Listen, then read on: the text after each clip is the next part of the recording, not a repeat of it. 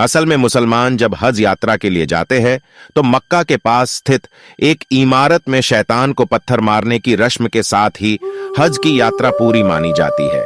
हालांकि इस शैतान को पत्थर मारने की रस्म पूरे 3 दिन की होती है, लेकिन ईद उल अजहा यानी कि बकरीद के पर्व पर इस रस्म की शुरुआत होने के कारण सभी हज यात्री इस मौके पर ही शैतान को पत्थर मारने की रस्म पूरी करने की हसरत रखते हैं। हज की यात्रा पर आए लोग तीसरे दिन यहां मौजूद इन 3 बड़े खंभों को शैतान समझकर इनके ऊपर पत्थर मारते हैं और इस रस्म को करने के साथ ही हज की यात्रा पूरी हो जाती है। अब कई सारे हिंदुओं का यह कहना है कि यही खंभा शिवलिंग है, इनके नीचे शिवलिंग स्थापित की गई है। तो दोस्तों, ऐसा बिल्कुल नहीं है, बल्कि इसका सच कुछ और ही है। जब अल्लाह ने हजरत इब्राहिम से कुर्बानी में उनकी सबसे पसंदीदा चीज मांगी तो हजरत इब्राहिम के लिए उनकी इकलौती औलाद से ज्यादा पसंदीदा और क्या चीज हो सकती थी, क्योंकि इनकी ये औलाद काफी बुढ़ापे में पैदा हुई थी और हजरत इब्राहिम उनसे प्यार भी बहुत करते थे। लेकिन अब अल्लाह का हुक्म था तो मानना तो पड़ेगा। इसीलिए हजरत इब्राहिम ने अपने बेटे की कुर्बानी देने का फैसला किया। दोस्तों, हजरत इब्राहिम जब अपने बेटे को लेकर कुर्बानी देने जा रहे थे तभी रास्ते में एक शैतान मिला, जिसने हजरत इब्राहिम से कहा कि वो इस उम्र में अपने बेटे की कुर्बानी क्यों दे रहे हैं। अब तो उनका बेटा होना भी बहुत मुश्किल है, ऊपर से ये बेटा इतने सालों बाद बुढ़ापे में पैदा हुआ है।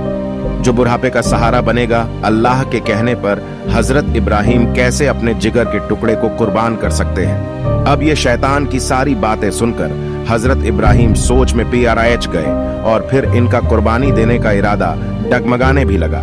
लेकिन फिर इनको ख्याल आया कि नहीं, ये चीज गलत है, अल्लाह की फरमाइश सबसे पहले है।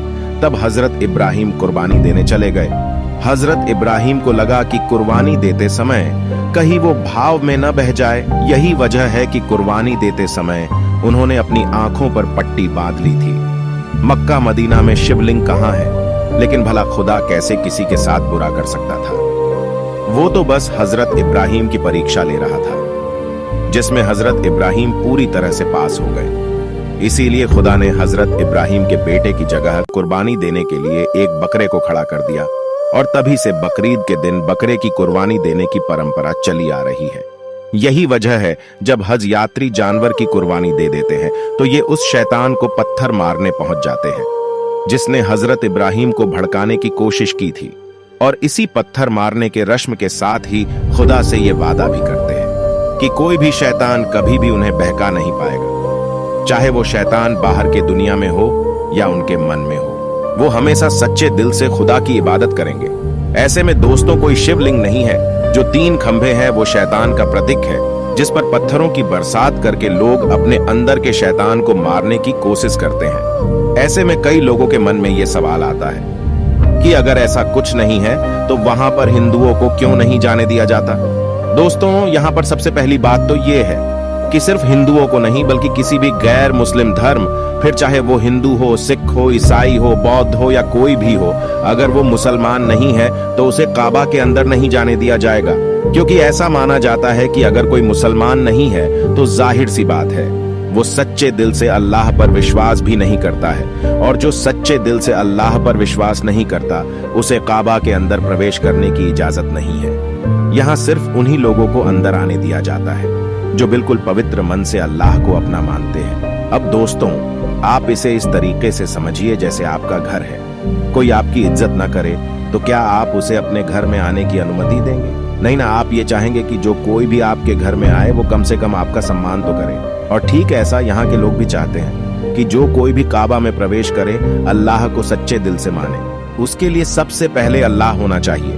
दोस्तों, मक्का मदीना के बारे में आप लोगों ने काफी कुछ जान लिया, लेकिन उन तस्वीरों का सच जानना आपके लिए बहुत जरूरी है, जो आजकल सोशल मीडिया पर बहुत ज्यादा वायरल हो रही है। यहाँ तक कि कई सालों से लोग इस चीज पर विश्वास कर रहे हैं। हम आपको बता दें कि इंटरनेट पर वायरल हो रही ये बातें सिवाय अंधविश्वास के और कुछ भी नहीं है।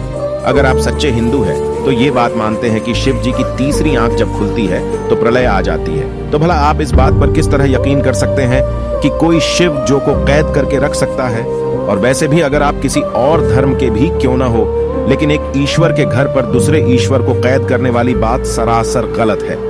ऊपर से कहा जाता है कि मक्का मदीना में साधारण मनुष्यों ने शिव जी को कैद किया है। मतलब ये तो वही बात हो गई कि लोगों ने कह दिया कि वो चांद को जमीन पर ले आएंगे, तो आपने मान लिया कि हाँ, उसने ऐसा कहा है तो वो जरूर ले आएगा। अरे कुछ अपना भी तो दिमाग लगाए। भला कोई स्वयं सबका विनाश करने वाले शंकर भगवान को कैसे कैद करके रख सकता है? प्लीज सब्सक्राइब एंड शेयर बोलो। हर हर महादेव।